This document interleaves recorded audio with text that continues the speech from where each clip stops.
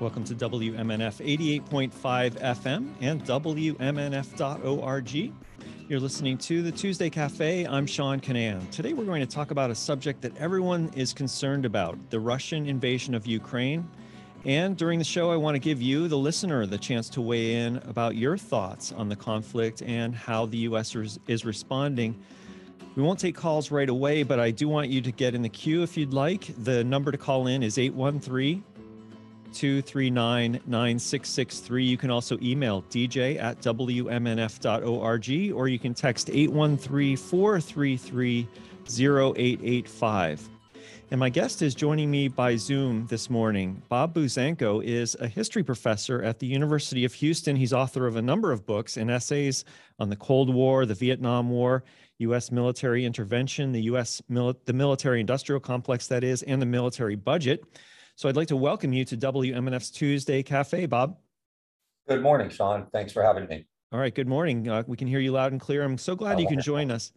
So let's set the background scene a bit. I'll just read a little bit of news as we go through the show, but just to start out, one thing that everyone knows about right now is that the battle for the strategic Ukrainian port city of Mariupol is raging on. Ukraine has rejected a Russian offer to evacuate its troops from the besieged city, and Russian bombardment continues. So there's fighting in Mariupol, there's fighting in the suburbs of Kyiv, and a lot of civilian destruction that we'll talk about throughout the show.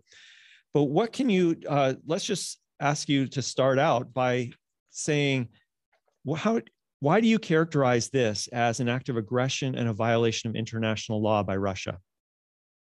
I mean, Russia invaded a country without, any kind of military provocation. There's a long-term political dispute, but there's no basis in international law for intervention based on that. So clearly it sent troops in to the Donbas region based on this, pretext that Putin had kind of created in his head. And then the way it's been waging war clearly violates all kinds of laws. It's attacking civilians. It's, attacking, medical establishments and theaters. And so it's, unfortunately, the way in the last 50 or so years, especially the way wars have been waged by major powers, but there's no question that Russia is the aggressor, and the way that it's fighting clearly, is a war crime. I want to remind people that my guest is Bob Buzanko, a history professor at the University of Houston, and you're listening to WMNF's Tuesday Cafe, 88.5 FM in Tampa, St. Petersburg, and Sarasota. You might also be listening around the world on WMNF.org or on the WMNF app. So, Professor Buzanko, what's the history of confrontation between Russia and the U.S. since the breakup of the Soviet Union in 1991? Yeah, there's a lot there. Initially, it's not really tension. In the 90s, when the Soviet Union kind of finally fell apart in 1991, the United States rushed in, and especially American investors, because the Russians began to privatize these old state industries, especially like Gazprom, the state energy company. And so investors from the United States went in, advisors, consultants from groups like the World Bank and the IMF, Americans went in there and really encouraged this process. And remember, after Gorbachev left, the Russian leader, the first post-Soviet Russian leader, was Boris Yeltsin, who was kind of an amiable drunk, but he was America's guy. And the old communists were poised to make a comeback really within like 5 years. And in 1996, during the election, Yeltsin seemed to be in trouble, and the U.S. rushed in something like $6 or $7 billion in aid to save his electoral prospects. And Putin was kind of a protege of Yeltsin. So in a lot of ways, this post-Soviet privatization, which was the largest transfer of public to private monies in the world, really kind of created the conditions that we're now seeing.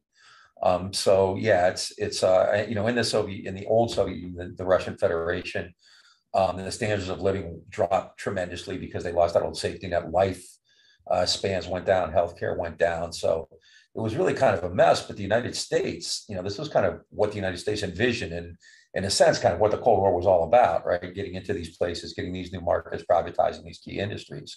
So in that regard, it was kind of, an American triumph early on.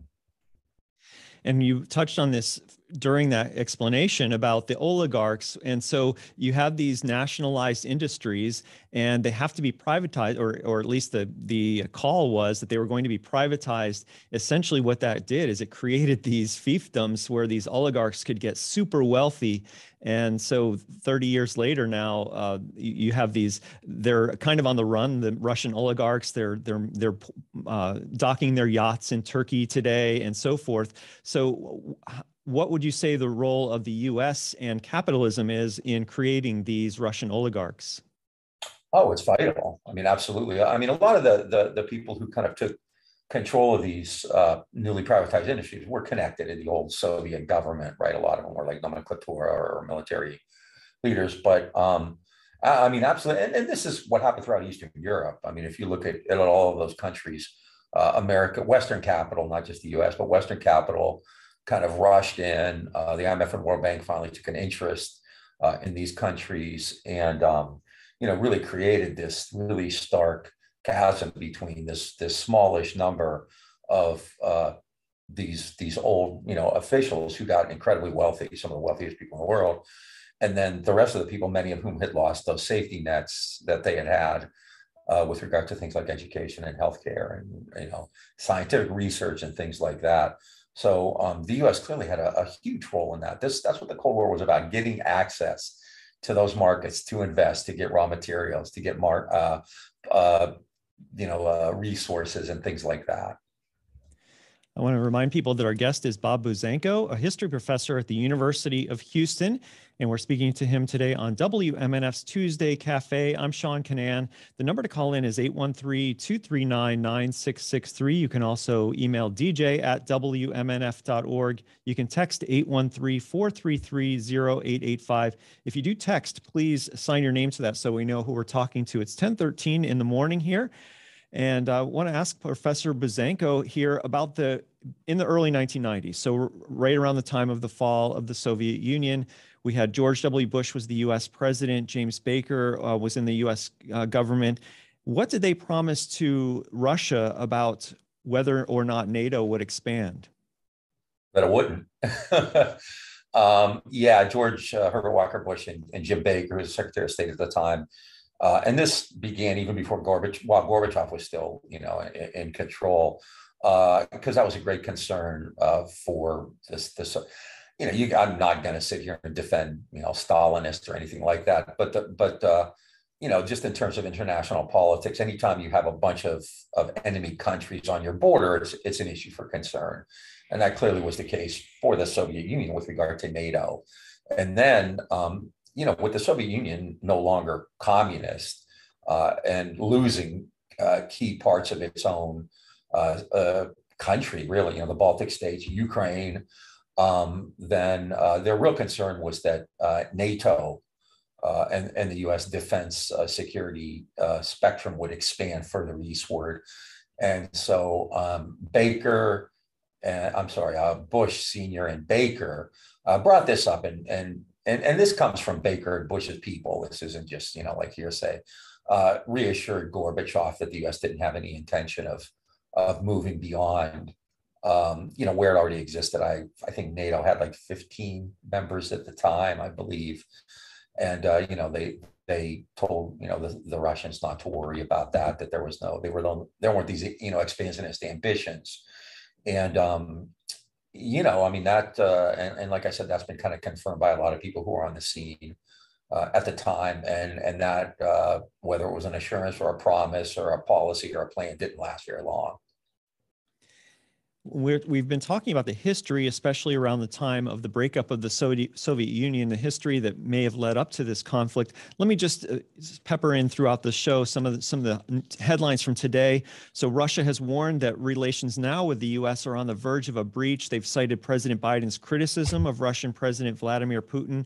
Kind of asked by a reporter last week, Biden called Putin a war criminal. Ukrainian President Volodymyr Zelensky said about 400 civilians were taking shelter in an art school in a port city when it was struck by a Russian bomb. And the Russian war shows no signs of abating. The fighting is exacting a heavy toll on civilians. The UN says about 3.5 million people have fled Ukraine. So all this we're going to be talking more and more throughout the show about the history that's led up to this. But it's really, I just want to underscore things that people may already know, which we're talking about a civilian damage, civilian danger in this war zone. And it's really kind of unprecedented in the history of Europe since World War II. How would you compare this to things since World War II in Europe? I mean, there have been some wars, but as far as kind of a pretty big invasion since World War II, this is pretty major. Yeah, I mean, with regard to Europe, it's really, the Serbia, Montenegro, and Kosovo would be the only real kind of military actions. I mean, if you expand it globally, this is not terribly unique, unfortunately. Like Afghanistan, Iraq. I mean, today, Yemen is being eviscerated by Saudi, American paid for Saudi weapons. So with regard to that, before I think World War I, through the Civil War, at least the U.S. Civil War, big wars, 90% of casualties in war were combatants. From World War I onward, it's now flipped, and about 90% of casualties are civilian. So unfortunately, and the United States fought that way in Vietnam, and it's done that in Iraq as well. And the Russians in Afghanistan. So this is kind of, unfortunately, the face of modern warfare, where international laws are what did Bush's attorney general call the Geneva Conventions? I forget, like a technicality or a relic of older days or something like that. Quaint. Was it quaint? Quaint, that's it, quaint. Yeah. And I mean, Putin is obviously, he's desperate too, because this obviously has not gone the way that he at least planned. And, I'm not a Russian expert, and, you're seeing all kinds of different theories, but I get the sense that this was not a decision made with a lot of input from other people in the Kremlin, and not obviously well thought out. And clearly the Russians are inflicting immense damage on Ukraine. But, I saw a report today, which seems pretty credible, that 10,000 Russians have died already. If so, that is a massive number in 3 weeks, 4 weeks. The United States in the entire Iraq war had like 4,000 killed. And I forget what the number it was in Afghanistan in over a decade, but 10,000 in 3 or 4 weeks is a massive number. If even close to true, if it's half of that, that's a huge number. So this was not thought out. And even though the Russians are inflicting immense damage on Ukraine, especially the civilian population, it's clearly not going well. And the sanctions are obviously another, having a huge impact too, just on the regular everyday, not the oligarchs. They'll be fine. They might have to, they might lose a yacht, but they'll be fine. Yeah, what a shame that would be. So speaking of that 10,000 number, I'm going to get to a little bit more about that in just a second. But just to put that in context, I think it was 54,000 U.S. soldiers that were lost the entire, 12 years of the Vietnam War. So that would be a huge, if it's close to, as you said, to 10,000 Russian soldiers being killed so far, that would be a big number. I want to put a huge caveat on that number, though, because what was claimed is they took, so the Russian news agency put that number out, and then they took that off their website, and then they claimed they were hacked. So who knows what the real story is, but that number is out there. Right, and right. let's just keep in mind of what a big number that is, if that's anything close to true, as you said. Yeah, even if it's half of that, which is more realistic, that's still a lot. Yeah. I want to remind people that we're speaking with Bob Buzanko. He's a history professor at the University of Houston. This is WMNF's Tuesday Cafe. I'm Sean Kinane, and we have a special treat right now. And so before the show, I spoke to two school students. I believe they were middle school students, and they said they had written a poem about Ukraine that they'd like to read on the air. So Professor Buzanko, if you don't mind, I'm going to bring them on right now. And so do we have on the air Sophia and Avery? Hi. Hi, thanks so much for calling in. So first, can you tell us where you go to school and what your assignment was? It wasn't an assignment. No, we were on our way to St. Augustine, and we were really feeling passionate about the subject, so we decided to write a poem in the car. And we sent it to our teachers, and they really liked it, so we read it to our class. We go to Walden Middle School, and we decided to see if we could read it on the air. All right. Yeah. So first, before you start to read, each of you say your names, and then go ahead and read the poem. I'm Avery. And I'm Sophia.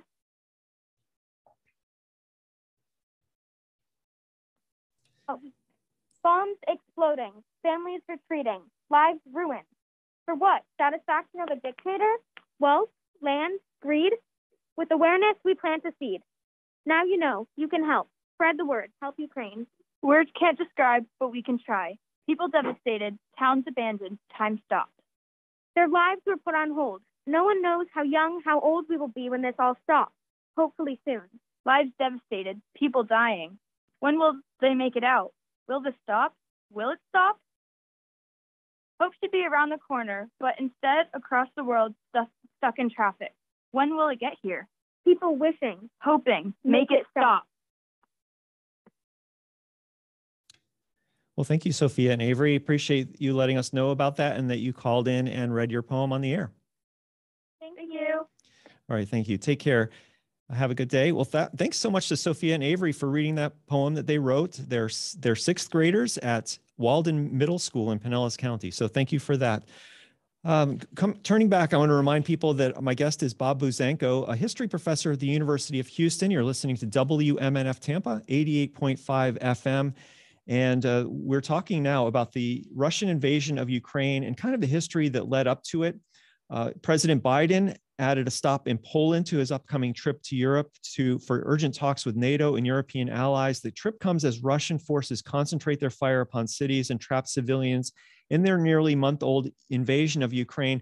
I know that you're not necessarily an expert on Russia history, Russia, as you said, in the current situation there about the diplomacy, for example. But what do you anticipate? What would be your good guess about what Joe Biden might be saying to the people of Poland, to the leaders of Poland, and how that might, in his mind, help to end the conflict? Well, I mean, I would highly suspect right now they're talking about ways to increase aid and to coordinate, logistics and probably not actual military intervention. I would hope, but I'm pretty sure that's not on the table at this point. But this isn't a plea for negotiations or to strong arm anybody to go into talks or anything like that. Clearly this is about military coordination, supplies. What do you need? How can you help?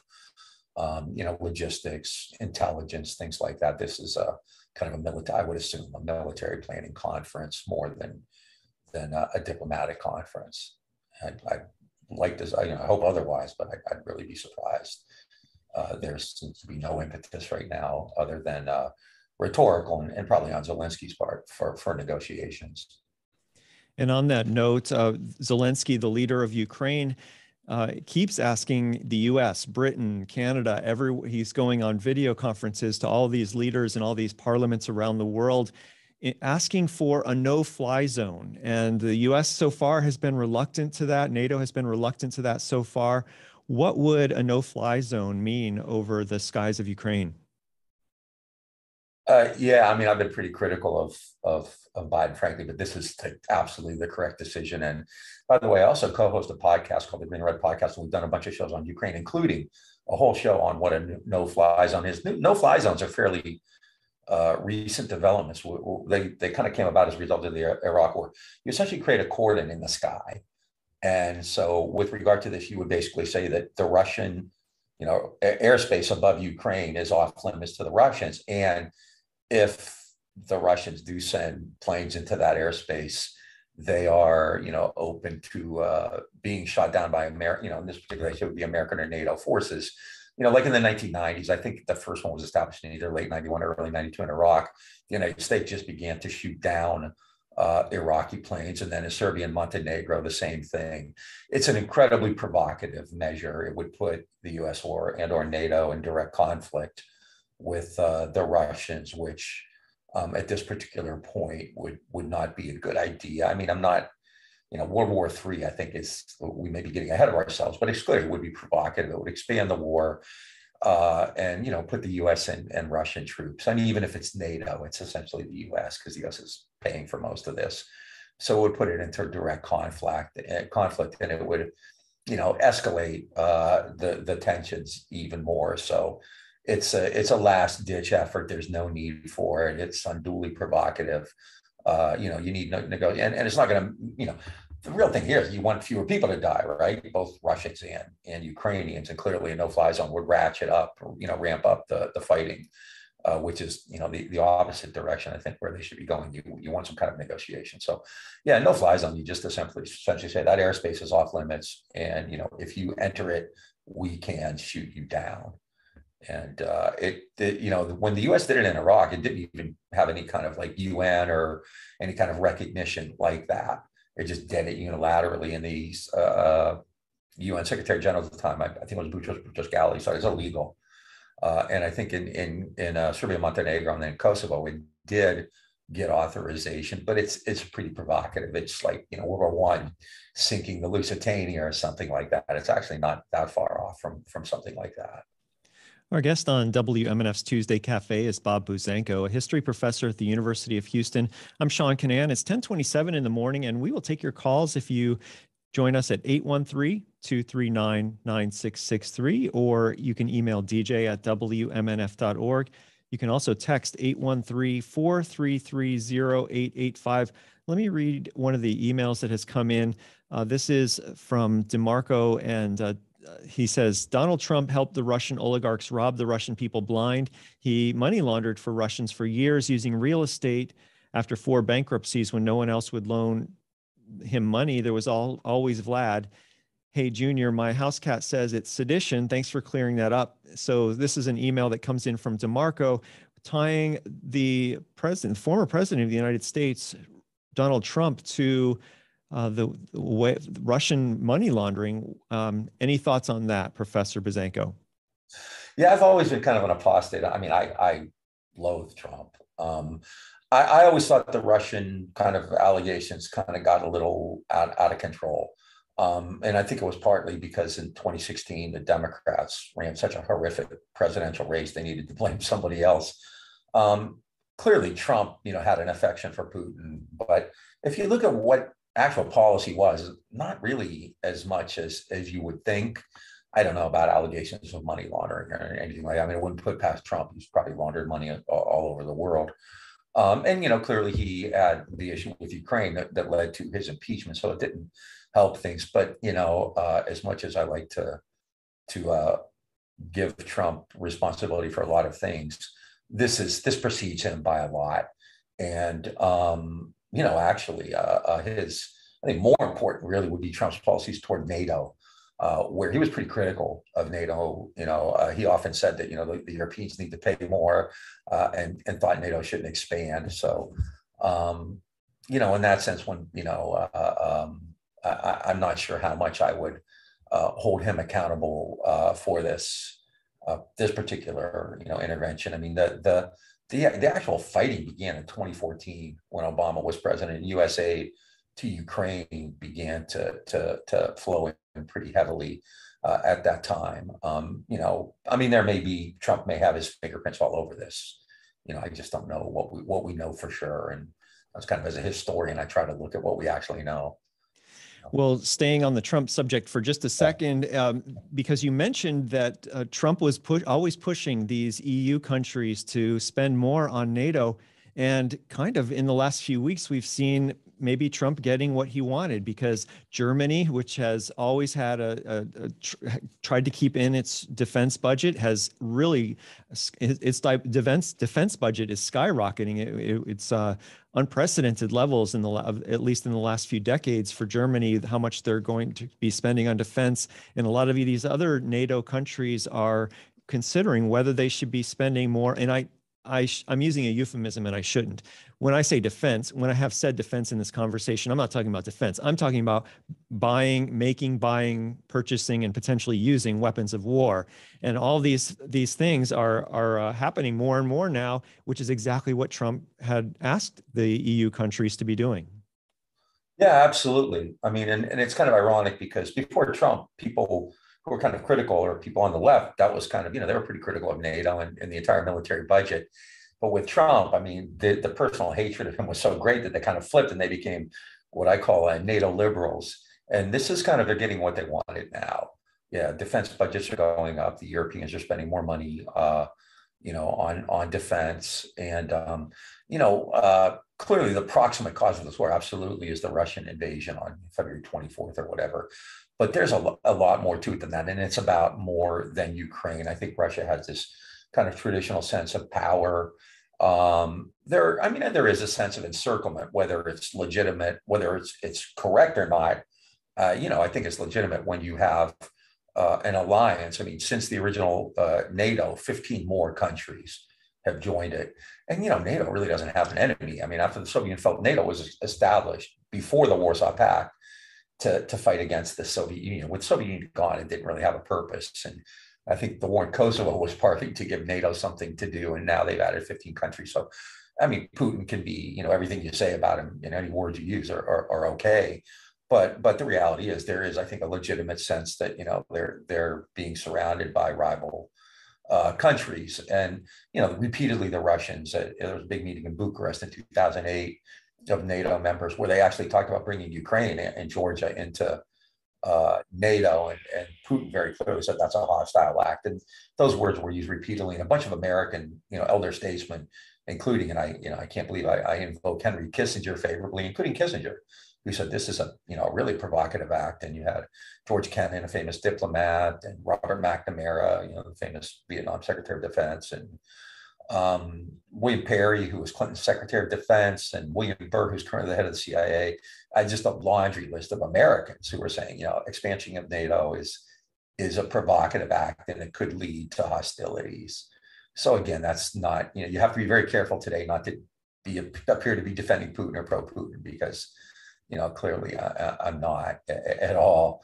But although I don't really care if you serve Moscow mules in a bar, I think that's getting a little out of hand, or playing Dostoevsky or whatever. That's really kind of hysterical. It's like the freedom fries situation all over again. Yeah. Well, in World War I, bratwurst and sauerkraut became Liberty cabbage and Liberty sausage. And that's just unfortunate. Hopefully we won't see, attacks on actual Russian immigrants in the United States like we're seeing with Asians during the COVID crisis, or Japanese in World War II, or anything like that. Let's pray that doesn't happen.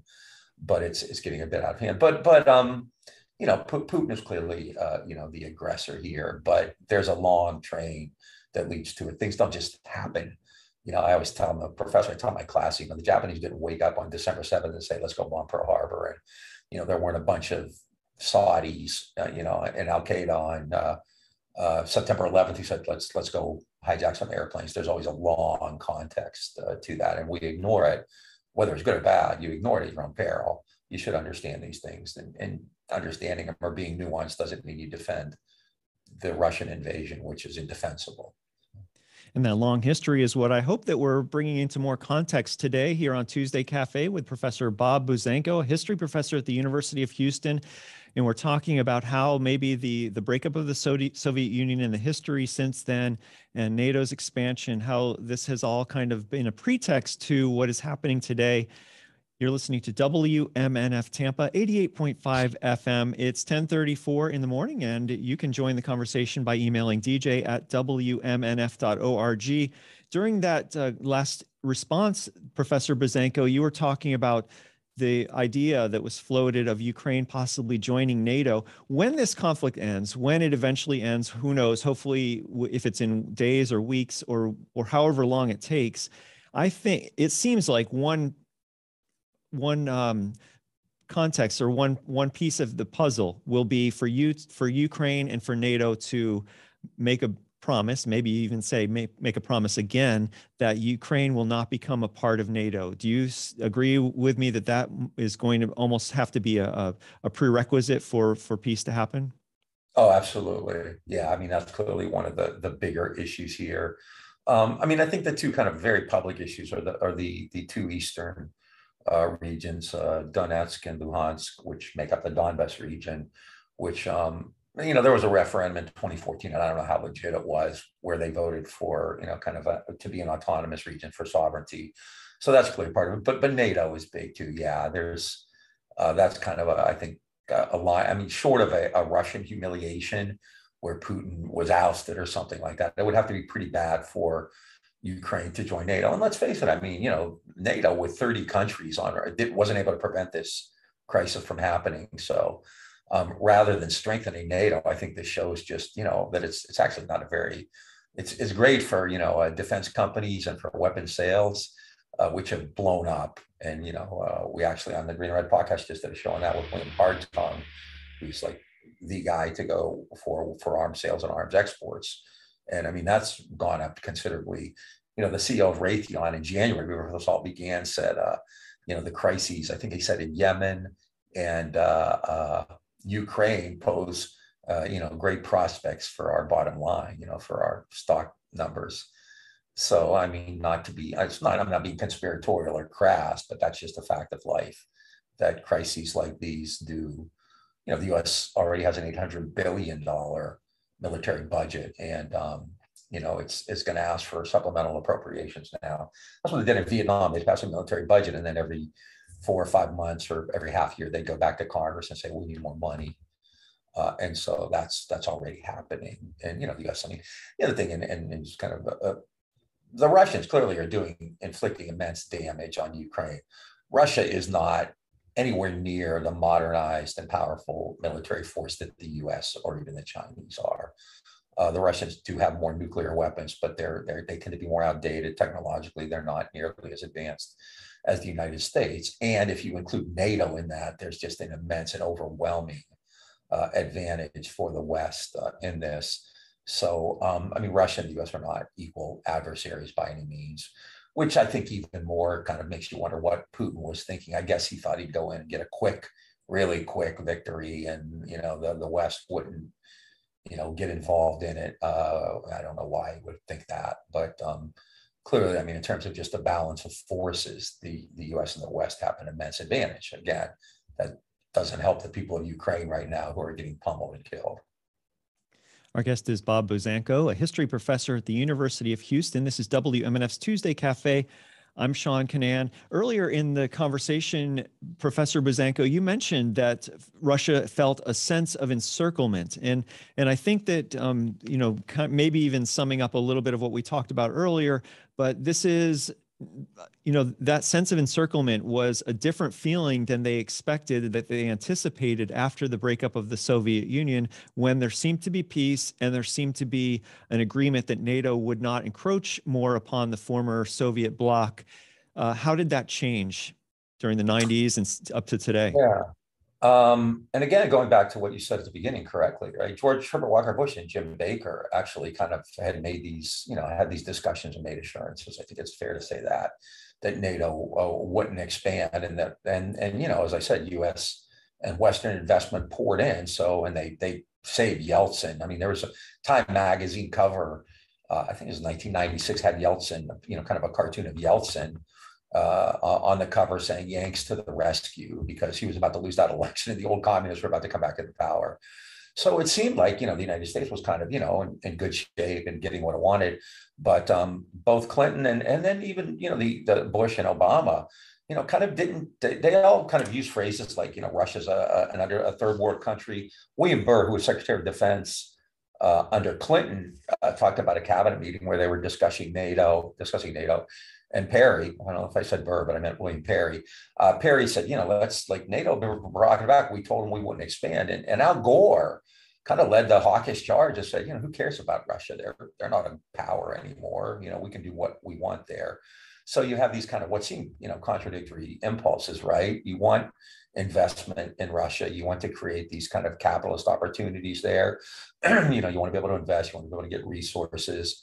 You want to be able to, a lot of these, Russian oligarchs and billionaires, began investing, in the United States. I think one owned like the Brooklyn Nets back then, and they started buying businesses. And I come from Ohio in the Steel Valley, and one of these Russian oligarchs bought a steel mill there, and, kind of did what like Mitt Romney's Bain Capital did. It, shut it down, things like that. So, the U.S. was fine with that. But at the same time, it continued to expand NATO, which, and that wasn't really kind of an oblique situation. Everybody knew that would be considered a provocative act. And, that was pretty public. I mean, the Putin has always been public about that, saying, we don't want these these enemies on our borders. And, you don't have to like Putin, or you may think he's paranoid or whatever, but, the reality is no matter how bad you are, you don't want to be surrounded by hostile countries, which is especially hostile countries that have nuclear weapons on your borders. So, as you explained the history that's kind of led up to this, there were U.S. companies that invested in Russia and probably made a lot of money. What are some of the U.S. countries that kind of got rich from having this, the nationalized companies in Russia be privatized and taking advantage of that?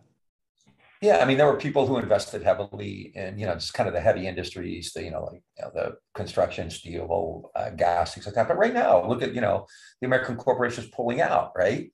You have McDonald's, Burger King, Pepsi, Coke, and, Starbucks and all these companies. Russia, at the end of the Cold War, the Soviet Union was, I think, second or third biggest country in terms of population. So it's a huge market, and it still is a big market. And so, American companies funded. We actually, Grand Red Podcast did a show with Pratap Chatterjee. He's a well-known, he's the head of CorpWatch. We talked about that at length. And, now all these American companies that, the so-called woke capitalists, the Republicans call them, are withdrawing now because of pressure. But, American consumer companies, I think about a week ago, I went and I looked at exports and imports, and like wheat, obviously, the United States, well, not the U.S. so much, but the less developed world relies heavily on Russian and Ukrainian wheat. Obviously, natural gas. I think the Russia and Ukraine are huge producers of natural gas. And you're already seeing, the product of this with higher prices. There were wheat protests in Egypt, fertilizer, heavy, a significant percentage of fertilizer comes from Russia and Ukraine. So it has these really important resources, and the U.S. has invested heavily in those. But a lot of it is just basic services. We're seeing that with regard to banking and those kinds of things where the sanctions have really taken a hit. But American investors went into that entire region, the entire Eastern European region, Poland, Czechoslovakia, Hungary, all over the place, to kind of westernize it after 1991. Our guest is Bob Bozenko, a history professor at the University of Houston. We're speaking on WMNF's Tuesday Cafe. I'm Sean Kinane. We have an email from someone who emailed dj@wmnf.org. And they wrote, why would Ukraine trust anyone after giving up nuclear weapons in return for pledges to protect their territorial integrity were not kept? So how would you respond to that emailer? I don't know. I mean, why would Ukraine trust anybody? NATO, like I said, NATO failed to prevent this. NATO has 30 countries and it failed to prevent this. I think Putin had been blustering and threatening, but and doing something isn't surprising. Like I said, since 2014, there have been, I would call it more than skirmishing. There's been fighting in the Donbas region. 14,000 people have been killed. But I don't think anybody expected this. So, Ukraine has received significant. I mean, it gave up its military weapons because it was part of the Soviet Union. I mean, and it's not that clear cut. It was right or wrong. It was part of the Soviet Union from 1922 to 1991. So, with the United States, I mean, look what the United States did in October of 1962 when there were allegedly missiles going into Cuba. So I think countries have real reasons to be concerned about that. But Ukraine got significant aid from the United States. Since 2014, it's gotten something like $5 billion in aid and $3 or $4 billion in investment. So it hasn't, it's got a fairly significant military establishment. I keep going back to this. I don't think anybody really contemplated Putin doing something like this. I mean, if you believe the stories, I think a lot of Russian generals were caught off guard by this as well. I don't know, like I said, I'm not an expert and I'm not sure the experts are experts at it, but it does seem like there's a fairly small group of people who advise him. He's a lot like Trump in that regard. Clearly, he doesn't want to hear any kind of countervailing opinion, and he kind of does what he does. And, I think he's probably smarter than Trump, but again, this is clearly, I mean, it's unfortunately dangerous, destructive. It's strategically not. It was a really counterproductive idea that's clearly boomeranged against him, if we are to believe. Like I said, we don't know what the media, but my kind of theory on all these things is believe half of what you hear, and that's still pretty bad with regard to domestic opposition to Putin. And we've seen these very public displays, people out in the streets protesting and so on. So it hasn't worked well.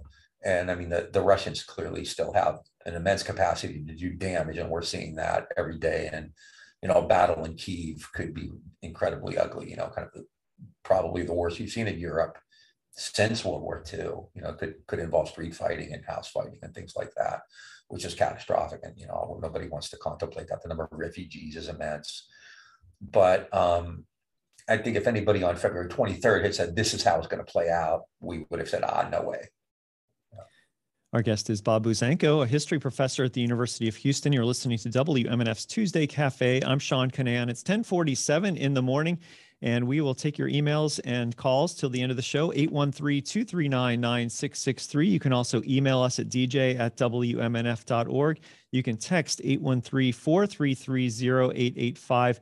Jeff writes in, there's an interesting series from Showtime called Putin Interviews done by Oliver Stone. You get a perspective of Putin, although you don't really know the complete truth of what's presented. No matter what country you speak about, there exists the possibility of a relationship between state and media, such that there can be possible skewing of information. Some might say propaganda. And then Jeff concludes by saying, the ultimate objective, though, should be peace. So how would you respond to Jeff, especially when it comes to maybe the propaganda machine that can come out of Russia when it comes to Putin and the war effort? You've talked a little bit already. We don't really know what what Russia's casualties are and so on. How would you respond?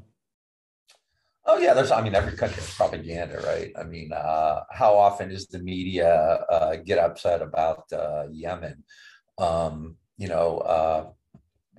What's the flag of Venezuela look like? What's the flag of Iran look like? Everybody knows now what the flag of Ukraine looks like. So propaganda is global, right? And Putin, I don't know. I haven't seen the Oliver Stone stuff on him. There's not a lot of good, positive stuff you can say about Vladimir Putin.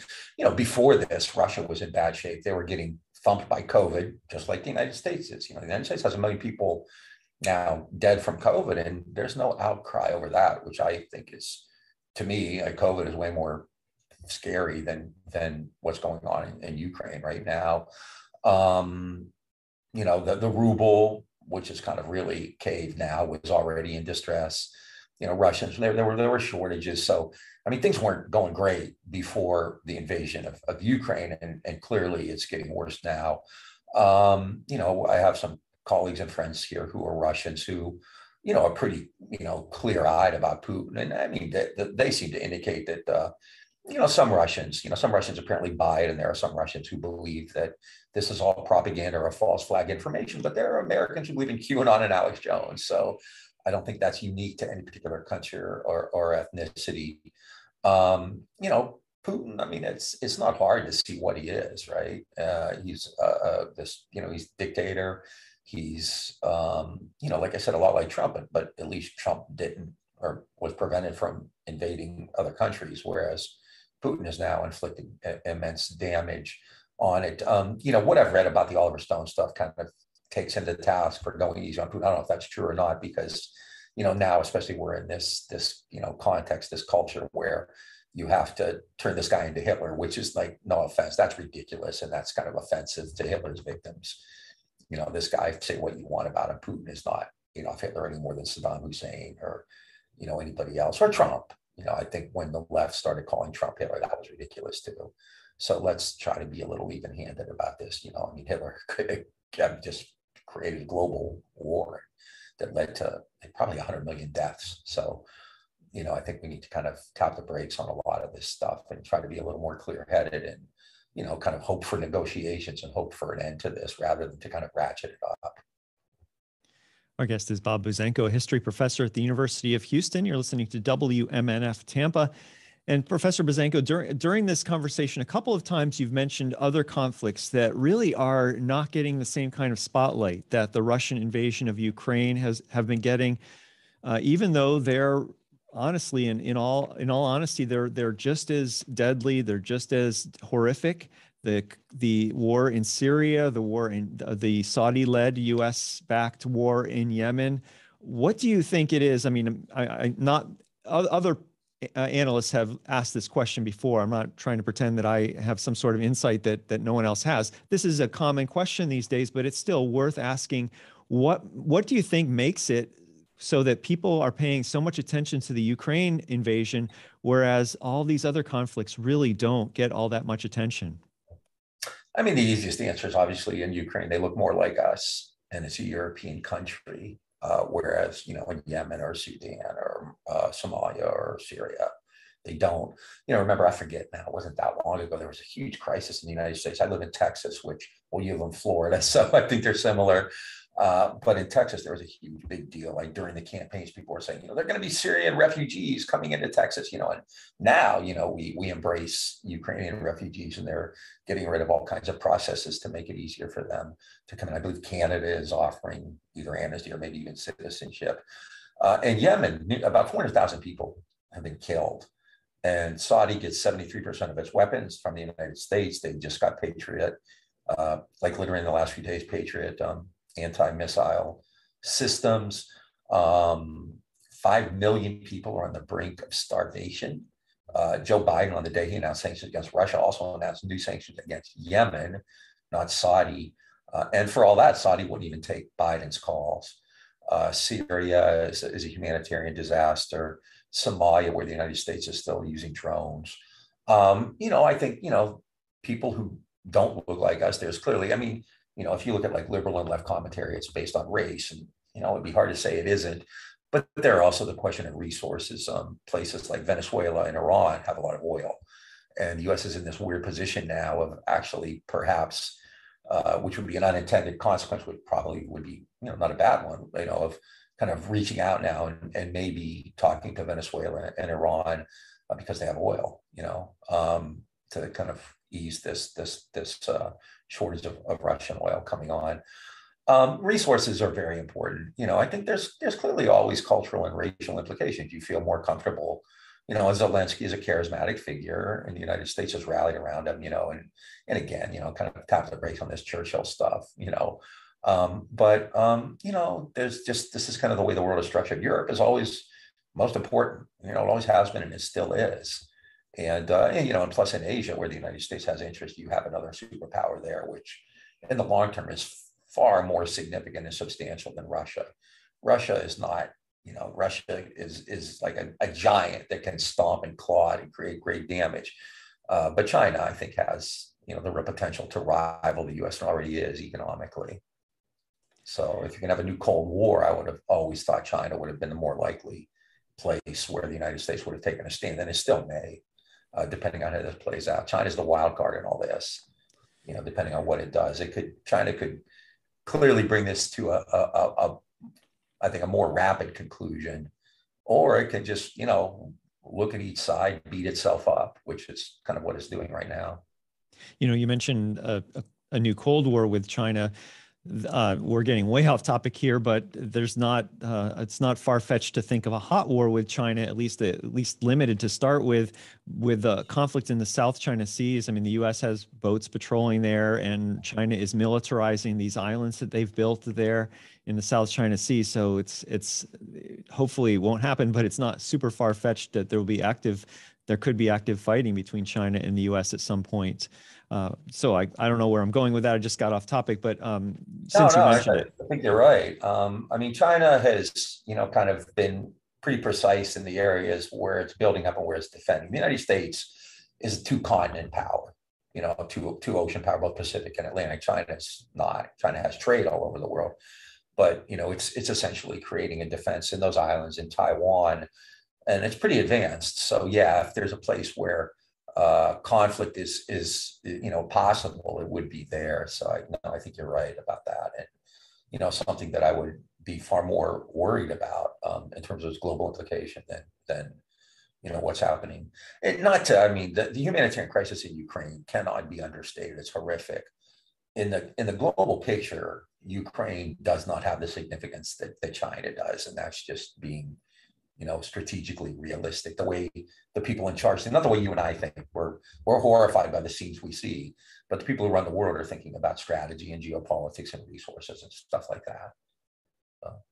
Our guest is Bob Buzzanco, a history professor at the University of Houston, and you're listening to WMNF Tampa 88.5 FM. So Tammy from Parrish writes in, and she writes the $1 million question that probably no one can answer. I'm going to ask you anyway, since Tammy wrote. She says, what, if anything, would make Putin stop? I mean, I think right now, well, first of all, the momentum of this war has gone so quickly that it's hard to foresee anything like that. I mean, we were hearing, the drums from early January, mid-January on. So at that point, if both sides had sat down and made some kind of an agreement, I mean, there was an agreement in 2015 called Minsk II, and Minsk II made some, part of it was to end the conflict. There was a coup in 2014. I don't want to get, it's too complex, but Minsk II did a few things. One was it kind of created a structure for what they called a decentralization. I'm not sure the precise word they used, but a decentralization of the Donbas region. And then it also said that you couldn't have any kind of like foreign alliances, which meant NATO, right? So I think right now, if you're going to sit down with them, the $1 million answer, I guess, as it were, would be to begin negotiations by saying, okay, like, how are we going to resolve Donbas? How are we going to resolve NATO, right? I mean, it would obviously involve an immediate ceasefire. The U.S. media hasn't talked much about that. The Financial Times, which has done pretty good coverage on this, and I would encourage everybody not to just rely on any country's media, U.S. media or anybody else. Look, with the internet now, you can read all over the world.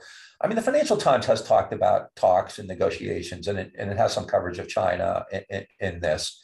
But I think, hopefully, if China were to come in and say, okay, this is, this has to stop, and if you could have some kind of, you'd have to start, I think, with NATO, which is kind of easy to say, okay, we're not going to bring Ukraine or the NATO. That's painless.